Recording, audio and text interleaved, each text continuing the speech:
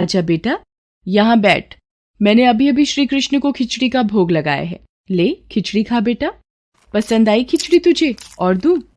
बस माँ, पूरा पेट भर गया, आनंद आ गया तुम्हारे हाथ की खिचड़ी खाकर। माँ, क्या मैं ये स्वादिष्ट खिचड़ी कल भी खाने आ सकता हूँ? कल ही क्यों बेटा, तू रोज मेरे पास खिचड़ी खाने आ जाया कर। कर्माबाई की कुटिया में उस बालक के रूप में स्वयं भगवान जगन्नाथ खिचड़ी खाने पधारे थे और अब रोजाना कर्माबाई जब भगवान कृष्ण को खिचड़ी का भोग लगाती, थोड़ी देर बाद वो बालक भी खिचड़ी खाने आ जाता। एक दिन कर्माबाई, भगवान को बिना स्नान किए भोग लगाना अच्छी बात नहीं। तुम रोजाना सुबह पहले स्नान आदि क्रियाएं करके विधि विधान से पूजा करके ही भगवान कृष्ण का भोग बनाया करो। ठीक है बाबा, अब मैं स्नान करके ही प्रभु का भोग बनाया करूंगी। साधु की बात मानकर कर्माबाई अगले दिन से स्नान करके पूजा के पश्चात भोग तैयार करती। इस कार्य में उन्हें बहुत देर हो जाती थी, पर वो बालक तो अपने समय पर ही खिचड़ी खाने आ जाता था। माँ, खिचड़ी दो ना, जल्दी दो, मुझे बहुत भूख लगी है माँ। थोड़ी देर रुक बेटा, अभी देती हूँ। अब तो बालक रूपी भगवान जगन्नाथ जल्दी जल्दी खिचड़ी खाकर बिना हाथ मुंह साफ किए भाग जाते थे।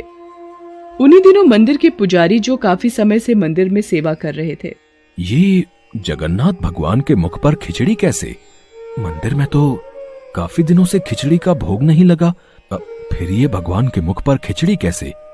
हे प्रभु, ये कैसी लीला है आपकी? भगवान जगन्नाथ पुजारी के सपने में आते हैं।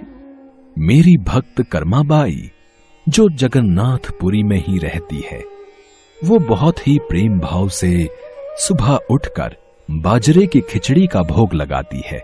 मैं रोजाना सुबह जल्दी उठकर कर्माबाई की खिचड़ी खाने जाता हूँ। मुझे कर्माबाई के हाथ की खिचड़ी बहुत पसंद है।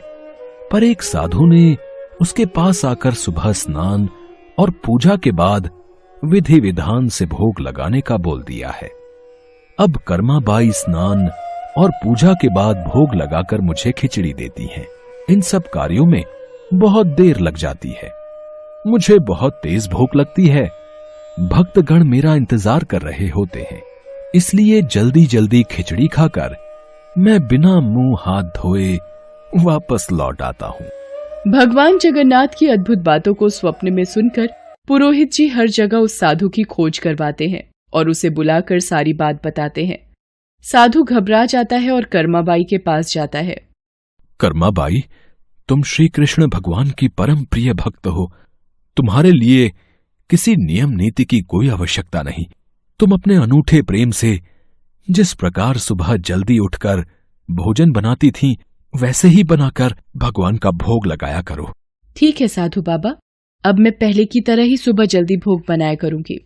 अब कर्माबाई फिर से पहले की तरह भगवान कृष्ण को भोग लगाकर उस बालक को बड़े प्रेम पूर्वक खिचड़ी खाने को देती थी। ये क्रम कई वर्षों तक चला और एक दिन कर्माबाई परलोक सिधार गई। हे प्रभु, हमसे कोई भूल हो गई क्या? आज आपके नैनों से अश्रुधारा कैसी प्रभु? हे भगवान जगन्नाथ, क्या अपराध हुआ हमसे जो अब दुखी हुए प्रभु? उसी रात भगवान जगन्नाथ राजा और पुजारी के स्वप्न में आते हैं और बताते हैं कि उनकी भक्त कर्माबाई इस लोक से विदा होकर भगवान में विलीन हो गई हैं। अब उन्हें सुबह सवेरे बाजरे की खिचड़ी कौन खिलाएगा, यही उन्हें दुख है। अगले दिन पुजारी जी, जो स्वप्न आपने देखा वही स्वप्न मुझे दिखाई दिया। भगवान जगन्नाथ की प्रिय भक्त कर्माबाई अब इस लोक से विदा हो गई है। मैं चाहता हूँ आज से हर सुबह भगवान जगन्नाथ को कर्माबाई के नाम से बनाई बाजरे की खिचड़ी का भोग लगा करेगा, जिससे भगवान को कर्माबाई की कमी न महसूस हो।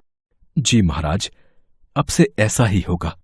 उस दिन के बाद से कहते हैं कि भगवान जगन्नाथ को हर सुबह बाजरे की खिचड़ी का भोग लगाया जाता है। कर्माबाई के नाम की बाजरे की खिचड़ी के भोग से आज भी इस प्रथा को निभाया जा रहा है।